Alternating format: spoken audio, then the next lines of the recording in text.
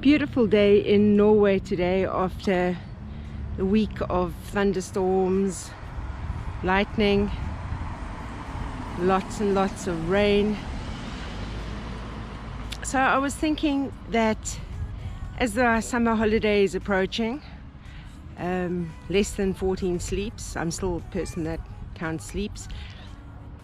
I was thinking maybe it would be a good time to share the different things that you should not pack inside your carry-on luggage, because as a frequent traveler I've had quite a few experiences. Some I'll share, others might get me into trouble if I share, so I might not. On such a beautiful day, all you can hear is the sounds of lawnmowers. So I was going to be filming this outside as a change of scenery, but with all the lawnmower noises, I think there's a little bit too much noise. So back inside, ready to talk about the 10 categories of items, rather than 10 items, 10 categories of items you should not take with you in your carry-on. The first one, number one, bug spray, pepper spray. I wouldn't even take deodorant spray, any kind of spray, perfume spray, cooking spray. Don't take any kind of spray, because I don't know, maybe they think you'll spray your bug spray inside the plane and create some kind of disaster. Who knows? The other thing that you must not take, number two, is liquids, any kind of liquids. So if you what's happened to me in the past is I've actually bought myself something to drink, because the queue to go through the I can't even think of the word now, like metal detector, I can't think of the word, where you put your luggage, your carry-on luggage, for them to check to see if you've got any of these prohibited, like little conveyor system. You can't, if you think that you're thirsty and you buy something to drink and the queue suddenly moves a bit faster than you anticipated, don't think you can take your half-finished Coke Zero or bottle of water or Fanta or whatever you were drinking through that area, because they will take it off you. So best bet is to stand there and drink it down as fast as possible, or throw it away, as I've done in the past. And I hate throwing things away, because for me that's a waste of money. So any kind of liquid. You can take very small bottles of liquid, like really small, but they've got to be with your toothpaste and your toothbrush, and any small, very small hand cream containers and makeup that you might be wanting to pack in. That's got to be in a clear plastic bag. Of course, any kind of weapon or anything they think might be a weapon. So that would be number three. Anything that is sharp, that they think you can kill another person with it. So even rope is deemed as a possible weapon, so you can't take rope on either. You can't take a handrail, not that I can think of any reason why you want to take a handrail as hand luggage, but that could be used as a weapon. So like a nail file, you can't take a nail file either. That could be a weapon. We were traveling from Thailand to Cape Town, and we stopped off in Singapore, and we had bought an ornamental bow and arrow set from Hill Tribe people in Thailand. We packed in the arrows because we thought that might be a little bit, yeah, they might take that off us.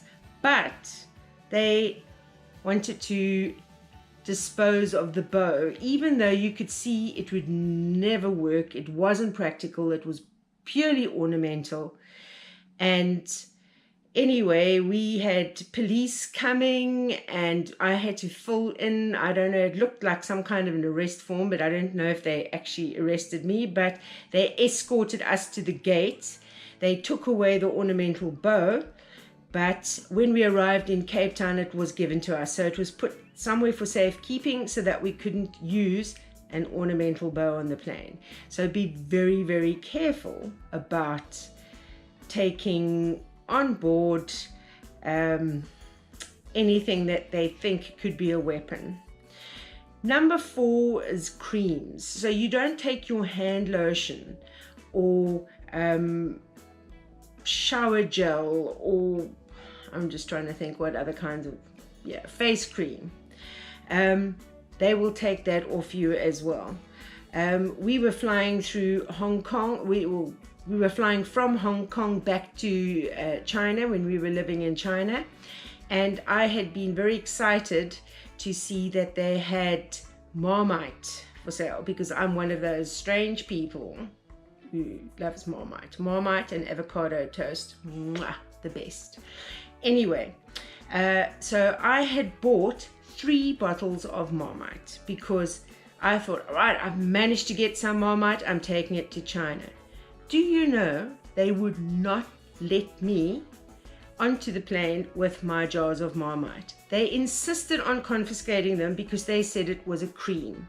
The more I tried to explain to them that Marmite is a spread and not a cream, the angrier they got. Anyway, they took my Marmite and they threw it in the trash. I still have not got over the loss of that Marmite. But yeah, that was one of my sad stories. Number 5 is lithium batteries. Do not take lithium batteries. There was a problem with them in the past, and they've never forgiven lithium batteries for the previous problem, so you can't take that at all. Number 6, do not take marijuana or drugs. I know it sounds obvious, but for some reason people still try and take marijuana on, even if it is legal to smoke or eat or whatever you do with it in the place that you're coming from. It's still illegal on a plane. So do not put that in your hand luggage. Do not carry, number 7, cigarette lighters or matches. They will take that off you as well. Some airports, they sort of turn a blind eye to cigarette lighters, but others, the airport check will take it off you and you can never tell. I'd rather just not take that chance. So number 8, do not take fireworks on a plane. Fireworks is definitely illegal because that's something flammable, and you definitely don't want to start a fireworks show on board a plane. Number 9 is hockey sticks, golf clubs, cricket bats, and baseball bats, anything which they think could perhaps be used as a weapon again.